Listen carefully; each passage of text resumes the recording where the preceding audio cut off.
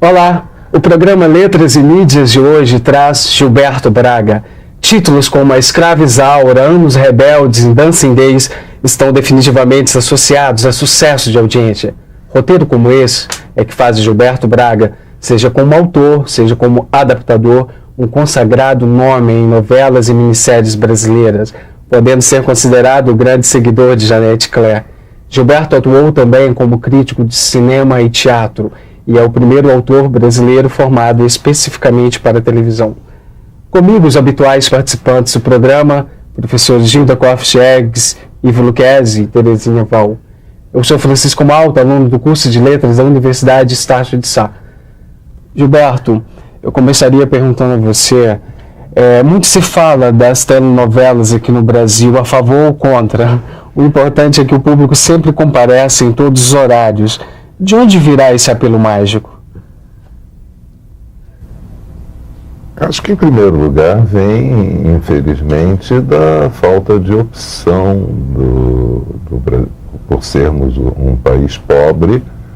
A maior parte do brasileiro não tem grandes opções de lazer, então a televisão ocupa um espaço importantíssimo na vida dele. Claro que muita gente de classe média que lê eventualmente seu livro, que vai ao cinema, que vai ao teatro, também passou a se interessar por televisão. Mas acho que a força maior vem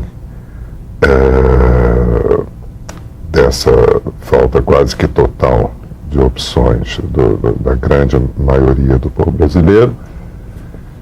E, por que não dizer, depois de tanto tempo, eu acho que eu já posso dizer uma coisa dessa sem parecer que eu estou puxando o saco do meu patrão. O Roberto Marinho conseguiu uma empresa a um nível de poder que acabou acontecendo no Brasil, uma coisa que eu não vi em nenhum outro lugar do mundo. Eu diria que 90% dos profissionais de talento ligados à dramaturgia, digo dramaturgia porque eu estou pensando mais no meu domínio, mas isso acontece em alguns outros também. 90% dos brasileiros talentosos que trabalham com dramaturgia são contratados do Roberto Marinho. Isso não existe em nenhum outro país. Você não vai encontrar no mundo alguém do peso de Dias Gomes ou Fernanda Montenegro, cada um em sua categoria, contratado de uma televisão. Televisão normalmente é coisa de quinta. No mundo desenvolvido, escritores, atores, diretores querem fazer cinema. Se não conseguem, fazem teatro. Quando estão totalmente a perigo, aceitam fazer televisão. E no Brasil, por causa do poderio da Globo, a televisão é feita como um trabalho normal pelos nossos melhores artistas. Uhum. Exato. Isso não é, aí não vai uma crítica, não vai um elogio, eu só estou tentando entender o que se passa, por que a televisão é tão forte, não é? Assim, por exemplo, quando Fernanda Montenegro concorria ao Oscar, e se dizia em algum jornal americano que ela fazia televisão, isso era absolutamente espantoso, isso não existe nos Estados Unidos. Uhum. Terezinha tem uma consideração a fazer? Não, é que a sua pergunta dizia sobre o interesse de seguir a novela, o sucesso, né, dramaturgia. Entra também a referência do homem no gosto das narrativas, de ouvir histórias, não é? E a tática da televisão, da novela, da telenovela com os cortes, eu acho que lança ainda mais, quer dizer, o discurso do lado de fora, quer dizer, uma interatividade que não vai atuar, mas tem o Ibope, tem a outra referência, né, da aceitação ou não. Então, eu acho que há um outro complexo também de forças que, não é, mantém essa, essa intensidade. Eu acho que aí, porque você pegou, Terezinha, mais o fenômeno da telenovela, não é? Pensando nela. Então, em telenovela, acho que, sem dúvida, é isso mesmo. E acho também que é uma questão de espelho, né? Muito forte. Porque a televisão, ela atua de maneira muito incisiva sobre o imaginário e, ao mesmo tempo que dá uma familiaridade, né, aos espectadores, já que eles trazem o mundo para dentro da sua casa, também espelha um pouco os sonhos, as fantasias, quer dizer, as duas coisas, né? O lado, e aí eu acho que há essa questão também atraindo, principalmente para o caso das telenovelas, né? Que elas são fortíssimas na produção, principalmente brasileira. Há alguns autores até que dizem que a cultura brasileira se marca bastante pelas telenovelas, né? Como uma força de expressão da nossa cultura. O caso do Renato Ortiz. Né? Você sabe que eu, pessoalmente, não sou um consumidor de telenovela, não. Eu sou um consumidor de minissérie. Eu adoro as minisséries, eu vejo todas as minisséries. A telenovela é muito longa para mim. E eu sou impaciente e não posso me imaginar vendo uma coisa que tem 180, 200 capítulos e é redundante, tudo isso. Mas, é claro que eu vejo as minhas e vejo a de colegas meus, mas porque é importante para o meu trabalho. Como consumidor, se eu fizesse outra coisa na vida, eu acho difícil que eu visse novela. Mas, quando eu vejo, se a novela é boa, ela me pega. Porque pega qualquer pessoa. Até no meu caso, eu acho que quanto mais boba, mais me pega. Pegar um final de capítulo que termine por toque, toque, toque, batem a porta, quem será? Eu quero saber quem bateu na porta.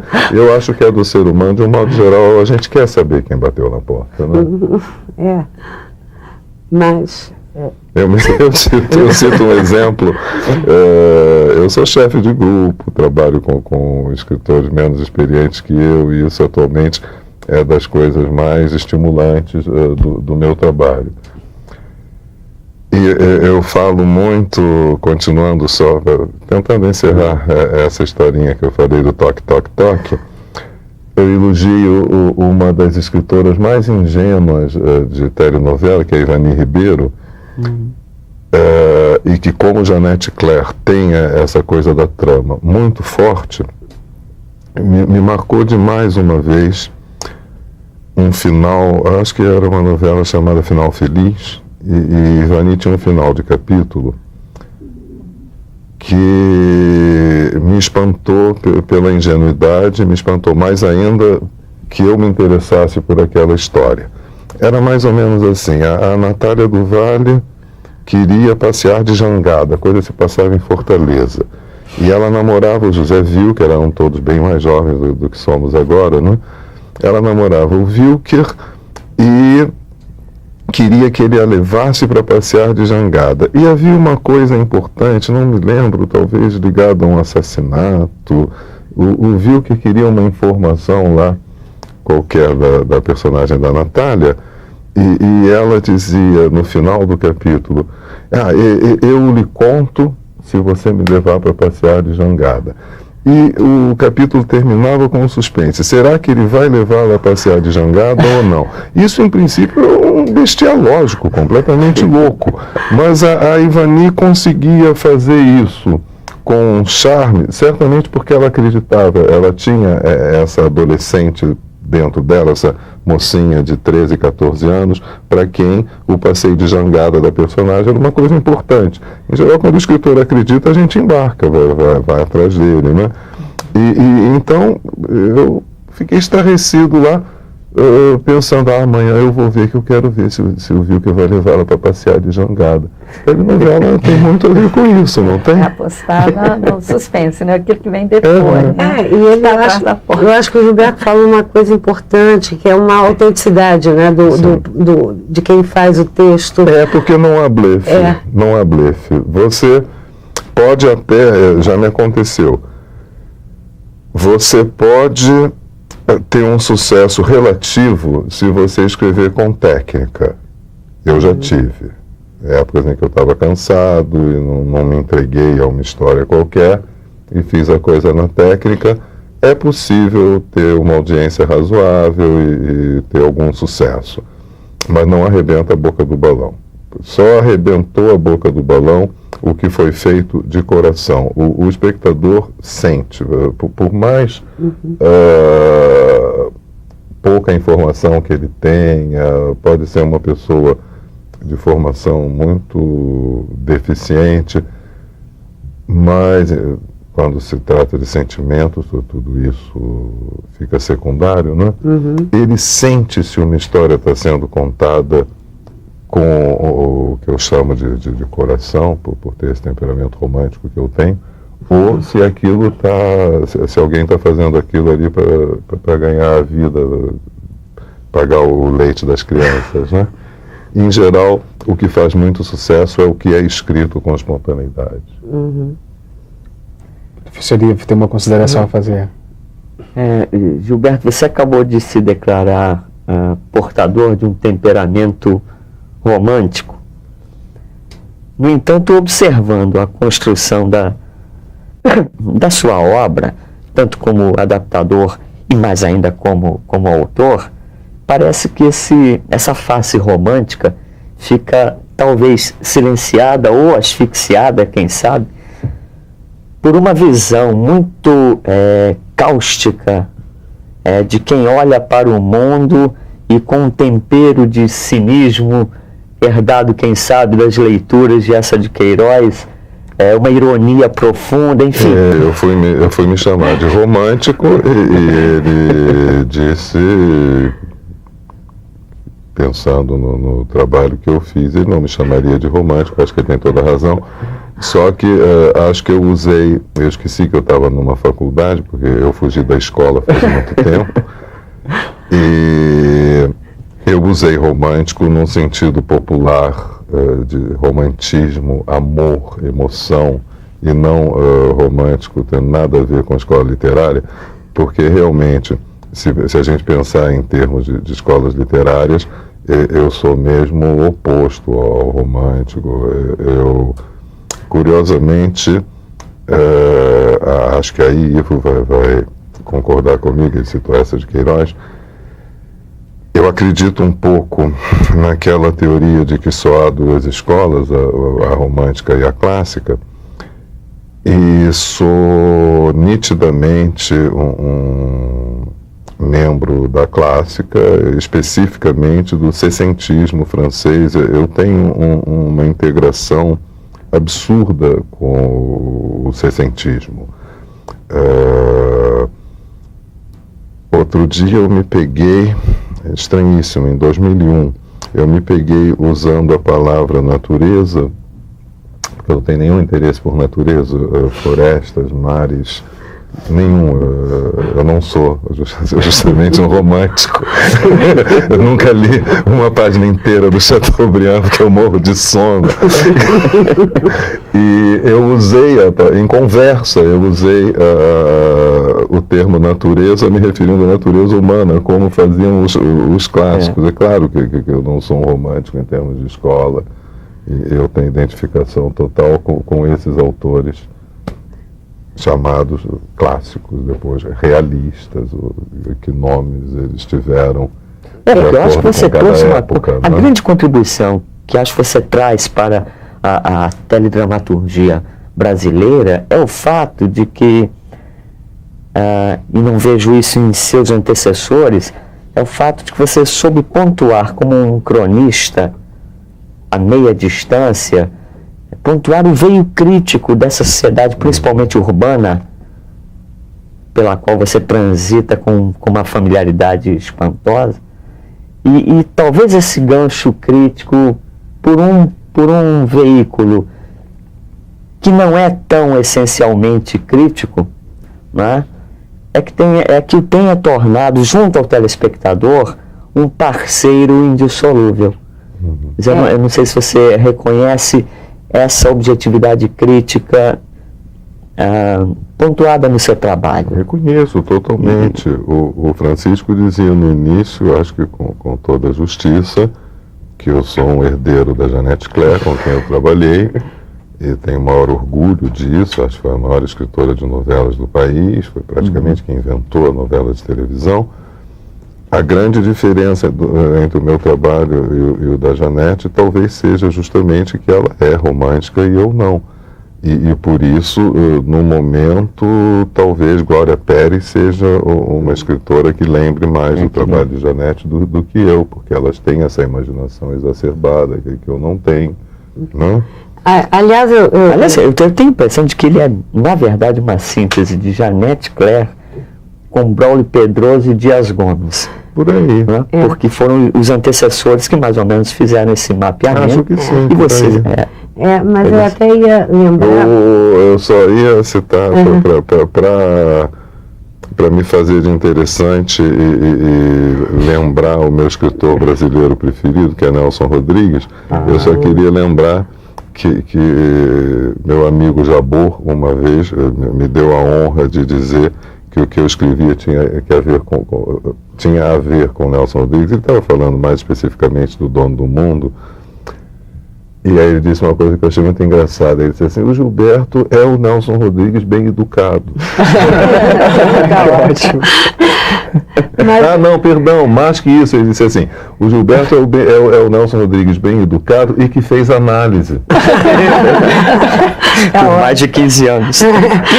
Gilberto, até embarcando um pouco nessas considerações, né, sempre falam muito das tuas personagens femininas, que são muito fortes. Mas eu chamaria a atenção que a presença do vilão também é fortíssima no teu trabalho. E tu constróis, assim, grandes personagens nessa linha, como é o caso da Odete Roitman, né, que todo mundo tem na memória, ou o próprio Leôncio da Escravizaura. Então, de onde vem essa força, né, essa presença, assim, dessa visão meio corrosiva, trazida pelo vilão, pelo o mal do vilão, né?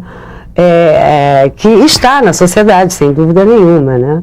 Eu acho que tá num lugar, assim, para nós, até mais importante do que a sociedade, sendo eu como sou. Eu diria que está dentro de nós, né? O bem e o mal estão dentro de nós. E aí eu lembro de uma frase do André Gide, que é um escritor de quem eu gosto muito. Ele dizia que é com bons sentimentos que se faz a pior literatura. É muito triste lembrar isso, mas o mal é muito mais atraente do que o bem. Sim. O meu analista livrou um pouco a minha cara, porque uma vez eu estava falando do meu fascínio pelos personagens maus, a satisfação que eu tinha de fazer maldades atrozes na televisão. E eu não me acho um cara mau, francamente, não acho na minha vida. Eu sou até mais para bondoso, para generoso, eu acho. E meu analista, que me conhece super bem, disse: mas Gilberto, isso é muito natural, porque o homem bom é o homem que consegue viver a sua maldade em fantasia.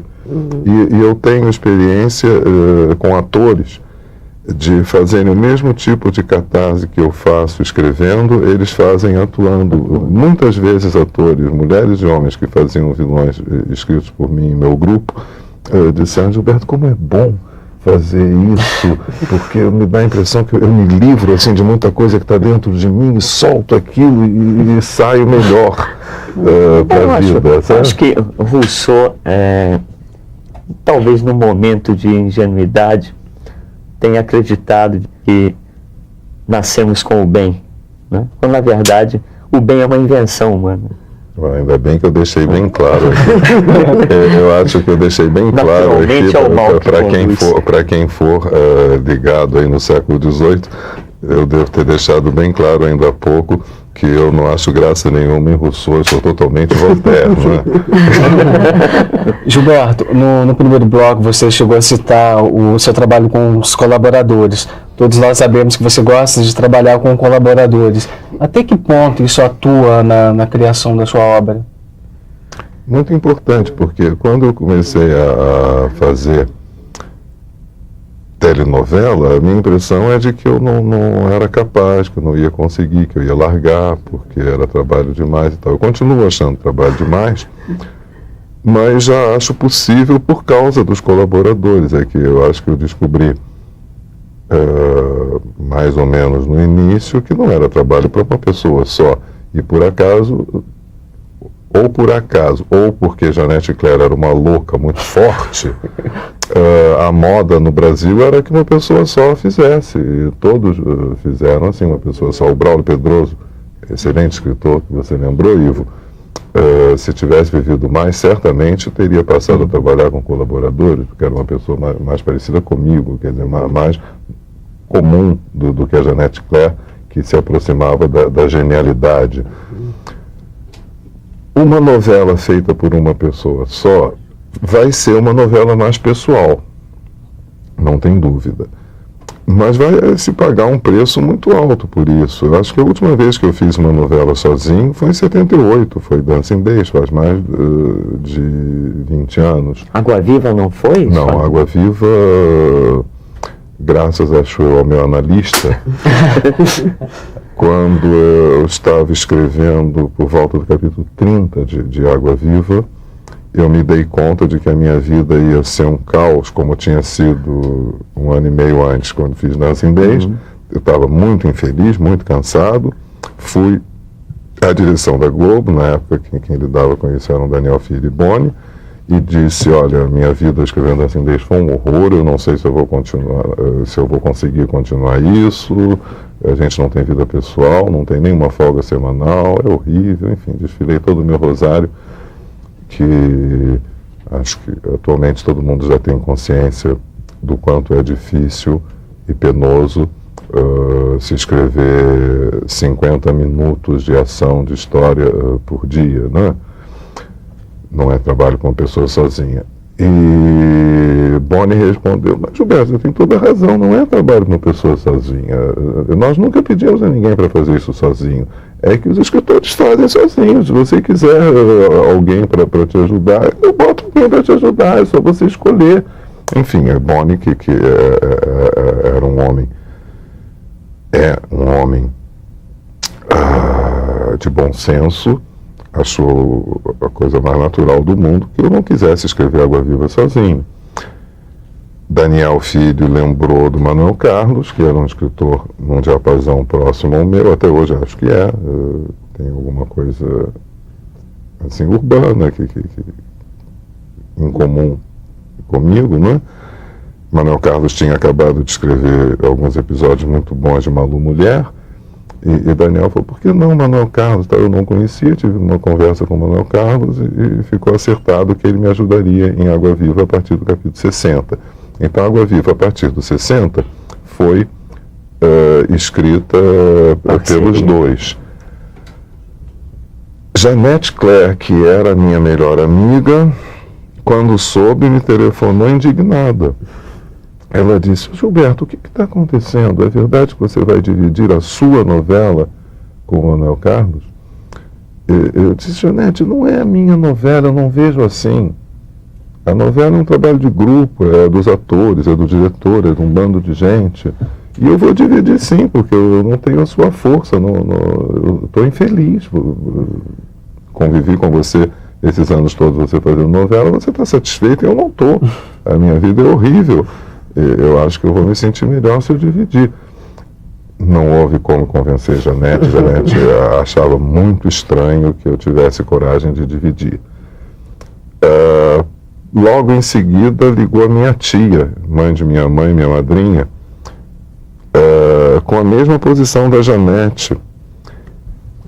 Meu filho, o que está acontecendo? Eu li no jornal que você vai dividir a novela e tal. Aí dei todas as explicações de novo à minha tia, e ela respondeu uma coisa que é muito do ser humano, né? Ela diz assim, meu filho, está bem, mas ela escreve sozinha, né? É uma coisa de competição que eu acho que, graças à psicanálise, tento me afastar ao máximo disso. E principalmente de onipotência, né? O caso da Janete era típico de onipotência, o da minha tia também, no caso da minha tia, onipotência com chapéu alheio, porque quem ficava nervoso era eu, não era ela. Para ela era muito prático de poder se orgulhar assim, no cabeleireiro que o afilhado escrevesse a novela sozinho. Né? Sim, eu queria retomar a questão do romântico e do realista, né? Nas suas adaptações a títulos românticos e que foram um sucesso, um sucesso universal, uma escravizaura, né? E além disso, a última telenovela, Força de um Desejo, extremamente romântica, né? Quer dizer, a temática romântica, no romantismo, perpassa na sua obra, está por ali. Agora, em relação ao referente real, né, quando a gente pega um texto como Anos Dourados, né, que foi altamente sentimental para grande parte, né, dos telespectadores, e depois Os Anos Rebeldes, que, segundo sua referência, Sérgio Marques é que deu muita informação, né, de parte das situações ali discutidas. No entanto, foi de uma forte sensibilidade. Quer dizer, eu estou tomando romantismo não assim só o de escola, mas esse romantismo que vive em nós. Como você estava dizendo, nós não somos só uma coisa nem outra. Claro. Né? Somos o romântico, mas somos também aquele que é o vilão, ou o realista, ou aquele que é crítico, que dá um olhar crítico.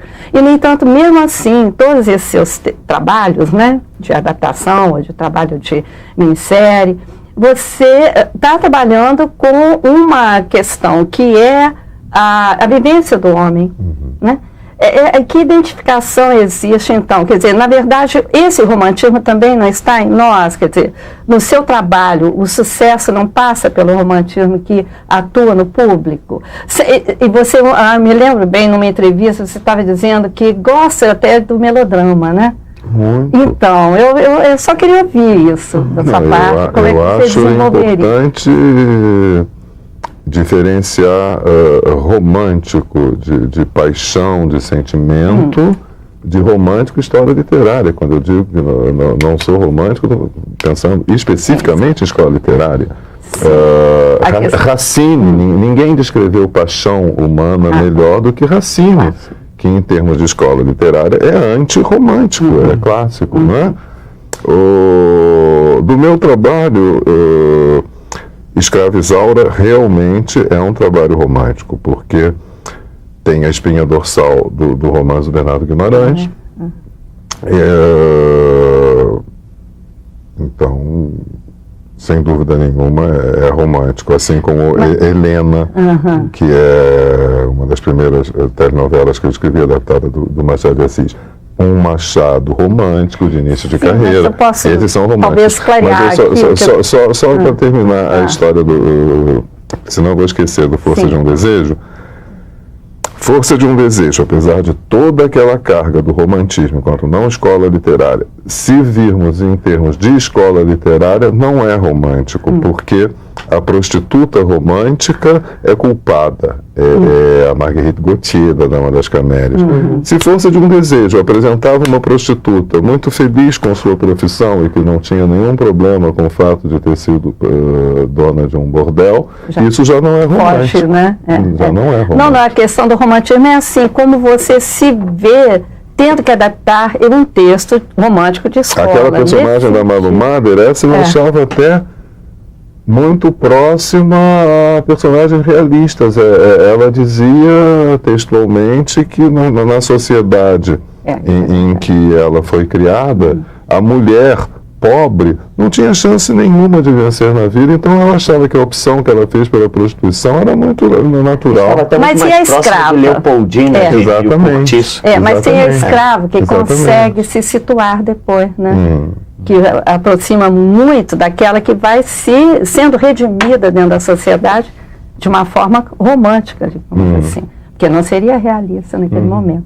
Que é o papel da Cláudia. Aliás, deixa eu fazer uma correção. Cláudia Abreu. Está aí o Né? primo Basílio do Essa. É Leoni que está em O Curtiço, que é a madrinha de Pombinha, né?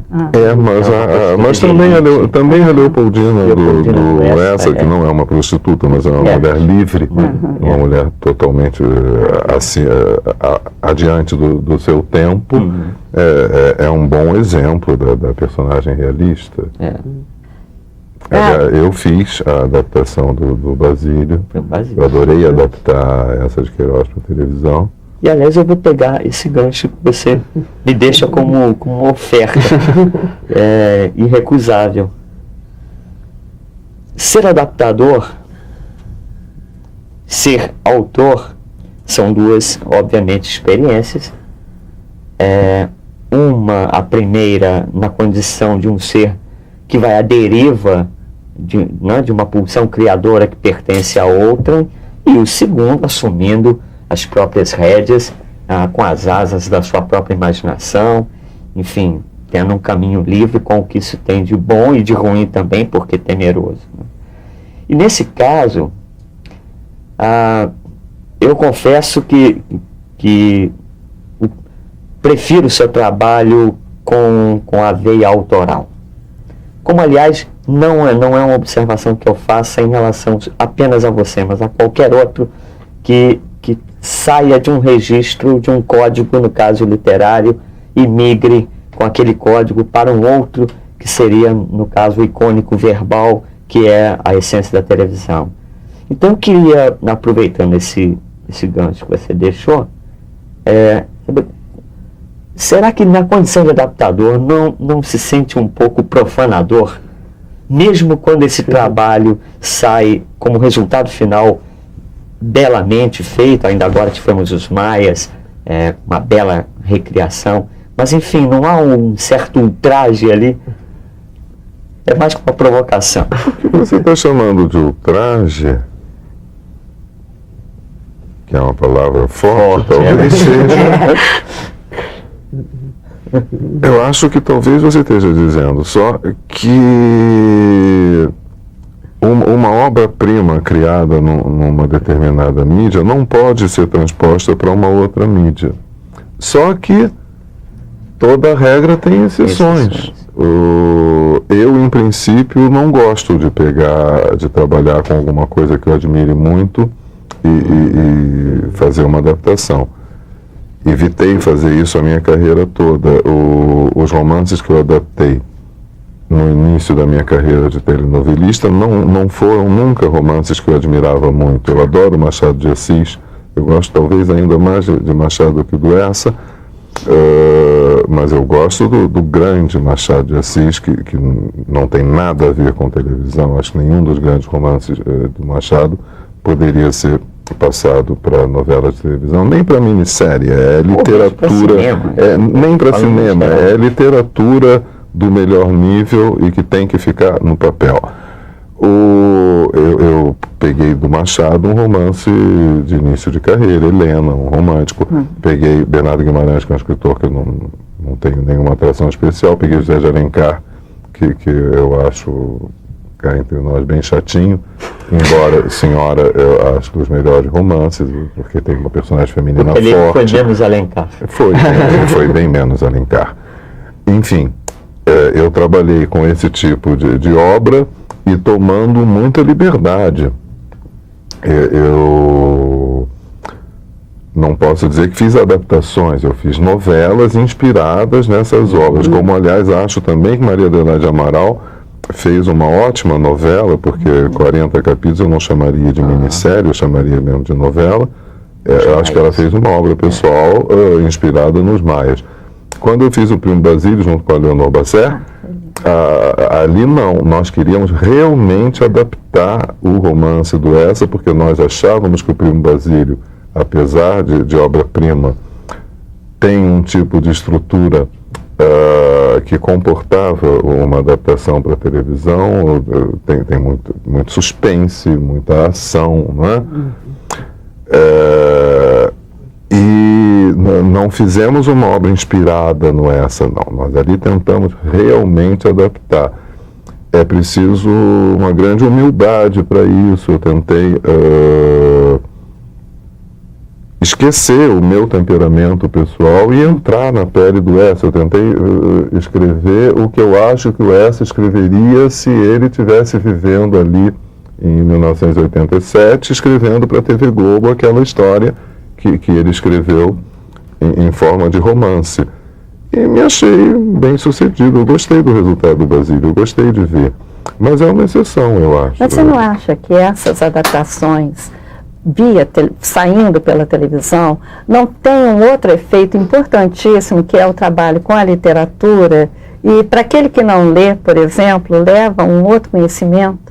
É uma questão didática importante, não é? E necessária, né, para a criação cultural. Acho que, dada a força da televisão, não há nenhum incentivo melhor para a literatura do que uma adaptação de televisão. Tanto que todos os romances, todas as obras que foram adaptadas em televisão,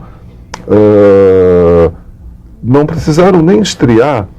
Só com o anúncio de que uma obra vai aparecer na televisão, você já tem edições nas livrarias e começa a vender loucamente, todo mundo vai ler. Olha, eu próprio, que como quase todo brasileiro leio pouco, quando vi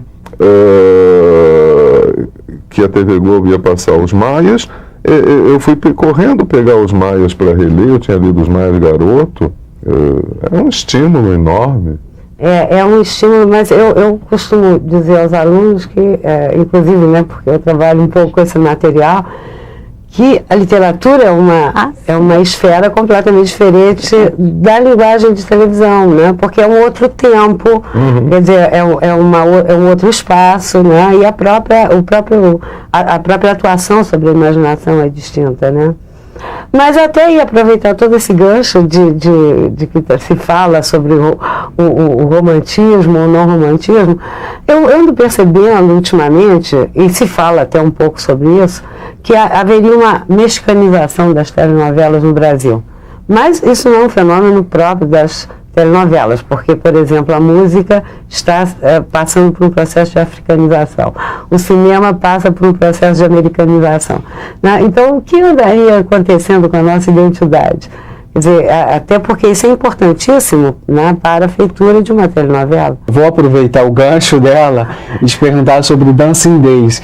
Eu consultei em diversos sites sobre Dancing Days e eu fiquei extremamente fascinado, porque eu não vivi a época e foi uma novela que ditou regras, modas, renovou uma linguagem da televisão. Por que hoje em dia as novelas não fazem tanto sucesso assim mais? Isso eu não sei te dizer. Francamente, não sei. Tomara que façam, principalmente que eu faça, porque realmente Dancing Days foi um sucesso muito grande. Sucesso esse que escapou totalmente ao meu domínio. Eu não sei analisar nada de Dancing Days, eu era muito jovem. Dancing Days foi escrita só na intuição, eu não sabia em absoluto o que eu estava fazendo. Nós falamos no início do programa, né, da força do que é natural, do que é espontâneo. Autêntico, né? Justamente Dancing Days deve ser o que de mais espontâneo eu fiz em toda a minha vida. Eu sei, sem dúvida, que ela é muito autobiográfica, porque ela tem a ver em diversas histórias. Ela tem a ver comigo, com a minha história, com o bairro de Copacabana, onde eu cresci. E até fazendo... O Cacá é um pouco alter ego, né? O Cacá tem muito a ver comigo, por eu ter pensado em ser diplomata e depois largado isso para a televisão e Cacá para ser diretor de cinema. Mas eu não sabia o que estava fazendo. Essa parte da discoteca e tal, isso não tem muito a ver comigo, não. Isso é mais Daniel Filho que colocou na novela.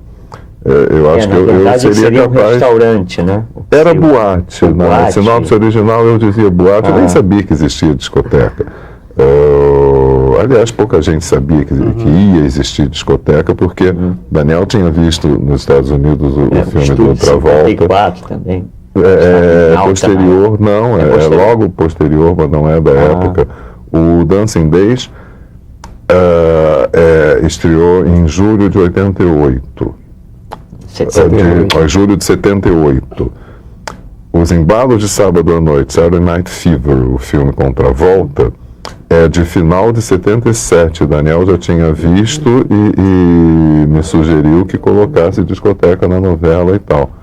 Então todo esse modismo foi um trabalho deles, não era meu. O meu é outra coisa. E condiz também com a época. Sem falsa modéstia, a novidade de Dancing Days, maior, que foi muito comentada na época e tal, realmente as pessoas sentiam que estavam vendo uma novela diferente, essa novidade maior era o meu temperamento, porque quando você bota um escritor novo, que o público não conhece ainda, aquilo tem muita força. Nós tínhamos assim, o Braulio Pedroso, que era muito forte. O Dancing Days pode ser comparado, por exemplo, ao Beto Rockefeller, que foi... Divisor de águas. Entende? O meu espírito crítico, enfim, o meu estilo surgiu em Dancing Days. E naquela época era uma novidade. Isso agora isso é uma faca de dois gumes. Agora, muita coisa que foi considerada ótima e renovadora em Dancing Days, se eu for fazer parecido, vão dizer simplesmente que é comida requentada, porque aí Gilberto Braga, vai vir Gilberto com aquelas candidatas a Granfini, aquela crítica de perua, não sei o que, sabe? Mas agora que na verdade você deu a resposta àquela questão que eu fiz como provocação no bloco anterior. Quer dizer, é preciso lembrar que Dancing Days é o seu nascimento autoral, porque até então você vinha de trabalhos como adaptador. Sem dúvida. Né? E adaptador em cima de um outro registro que não era televisivo, e sim eminentemente ou essencialmente literário. Então, em Dancing Days, é Gilberto Braga no espelho, se assumindo com toda a grandeza e fragilidade como autor. E aí nasceu a obra. Quer dizer, você se libertou de um traje existencial, digamos assim. Claro que quando eu usei a palavra, não tinha uma carga moral em cima dela, e sim essa marca do que significa uma criação com dependências e uma criação na solidez dela própria, ela tendo que falar por si. E aí você foi grande. Aliás, Ivo, eu acho que eu tinha muita noção disso, porque eu me lembro de entrevistas da época em que, como eu fugi da escola, eu parei letras no segundo ano para trabalhar,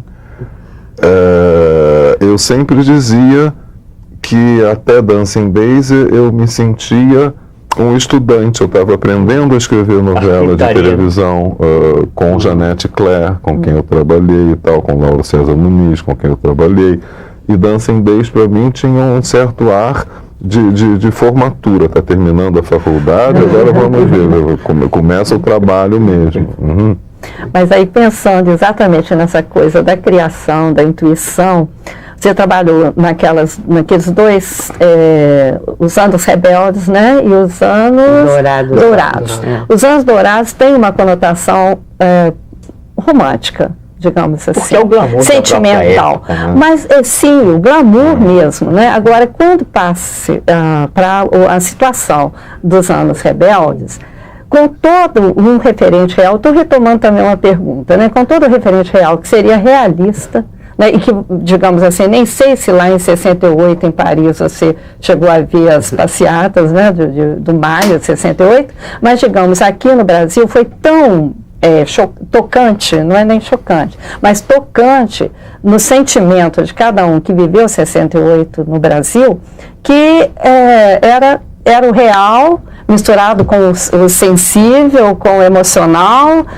Foi uma magia total. E onde é que está aí a intuição? Sérgio Marques, com as suas descrições, foi tão feliz assim, que você viveu pelas descrições do outro. Eu quero perguntar isso. Terezinha, só um gancho que eu não resisto. É um momento ontológico de Anos Rebeldes, e que acho que o Gilberto sintetizou de uma maneira cirúrgica. É um diálogo que se trava vão me fugir os nomes das personagens, mas entre a Cláudia Abreu Heloísa. e o Carlos Zara, pai e filha. Sim. Você viu o quê? Não. O banqueiro é o Vilke, é o banqueiro. Zé Vilke. É a cena em que ela conta que foi torturado. Foi torturado. Que, inclusive, plasticamente, é um momento que eu sempre uso em sala de aula, levo a fita, olha, porque ali tem iluminação e o diálogo, Muito forte, acima de tudo. É muito forte, porque tortura é muito forte, é muito chocante. Foi muito chocante ver. Eu acho que teve uma síntese bem... Os dois programas são, sem dúvida, as duas coisas que eu mais gostei de fazer na vida. Foi escrever Anos Dourados e Anos Rebeldes. Eles são bem diferentes, tanto que Anos Dourados é marcantemente um programa muitíssimo mais popular do que Anos Rebeldes. Porque Anos Dourados, como você disse, é romântico, é quase alegre, apesar de haver uma tragédia no programa, porque em Anos Dourados eu trabalhei com um tema, a repressão sexual, que praticamente melhorou, que praticamente terminou, sem dúvida, melhorou muito, né? E é muito bom você poder mostrar, olha, nos anos 50 era considerado feio fazer sexo e tal, o sexo era tabu. O programa, como quase tudo que eu escrevo, era bastante didático. E é muito prazeroso você acompanhar o drama daqueles jovens que não podiam transar, e o rapaz era obrigado a transar com prostituta, e ele achava que isso não estava certo, ele queria com a namorada e tal. Você acompanhar aquilo tudo e terminar o programa e ver que o mundo caminhou e agora estava melhor. Isso acho que tem muito a ver com o sucesso de Anos Dourados, é você poder contar uma história triste e ser otimista com razão para isso, mostrar o mundo melhorou, agora já não é mais assim. E Anos Dourados teve a grande vantagem, eu tenho muito orgulho disso. Anos Dourados trouxe o sexo como assunto em casas de família. Pais e filhos conversaram muito sobre sexo por causa de Anos Dourados, porque os filhos perguntavam, aliás, chocadíssimos, mas papai, mamãe, era assim mesmo? Não podia nada? E os pais, não podia nada, podia ir para a igreja rezar, o resto era feio. E tal. Isso é uma emoção, adorei fazer. Anos Rebeldes, acho que é absolutamente outra história. Nem foi tão popular assim, é um programa mais para elite, porque é extremamente triste. Anos Rebeldes é muito mais painel do que Anos Dourados. Aliás, é muito mais ambicioso do que Anos Dourados, porque Anos Rebeldes se quis, e acho que Sérgio e eu conseguimos fazer um painel dos anos da ditadura. Ele tem esse aspecto gigantesco, é a história de um grupo, não é? É a história de 4 rapazinhos que saem do Pedro II, e um vai para a luta armada, e um vai para letras e artes, e um vai para a delação, não é? O programa é muito triste. Eu, em maio de 68, por acaso, a primeira vez que eu fui à França foi nessa época, mas eu saí da França em final de março de 68. Totalmente alienado, eu não tinha a menor ideia do que estava acontecendo, e até eu conversei há pouco tempo com amigos meus franceses, como é que eu posso ter sido jovem em Paris em fevereiro, março de 68 e não ter notado nada que estava em ebulição. E um amigo meu francês, o meu melhor amigo francês, disse: Gilberto, eu sou francês, eu estive na Rue Gay-Lussac na véspera, eu também não notava nada, ninguém notava não, eram só os estudantes, e eu era um alienadaço. Eu, por isso, chamei Sérgio Marques para escrever Anos Rebeldes comigo. A parceria deu muito certo, eu aprendi, estudei, foi aí que eu vivi aqueles anos, entende? Porque na época mesmo eu era feito aquelas peruas que aparecem na praia, falando besteira. Eu só me identifico com aquelas 3, de resto não, eu não vivi aquilo. Mas a intuição estava ali. De qualquer maneira, alta criação. Eu até queria chamar a atenção que por uma outra via nós retomamos a pergunta inicial do Francisco, porque, na verdade, eu acho que uma das grandes magias da telenovela é a evocação da memória, né? Positiva ou negativa? Você ligou certamente as peruas da praia do Rebeldes a Dancing Days, onde ficavam aquelas peruas na praia. E essa memória que torna tão familiar a telenovela. São figuras que me impressionaram na adolescência. Bom, lamentavelmente nosso programa chega ao fim. Agradecemos imensamente a sua presença, Gilberto, aos nossos habituais participantes, Gilda, o Ivo, a Terezinha, e aguardamos a todos vocês para o próximo mês com mais um programa Letras e Mídias. Até lá!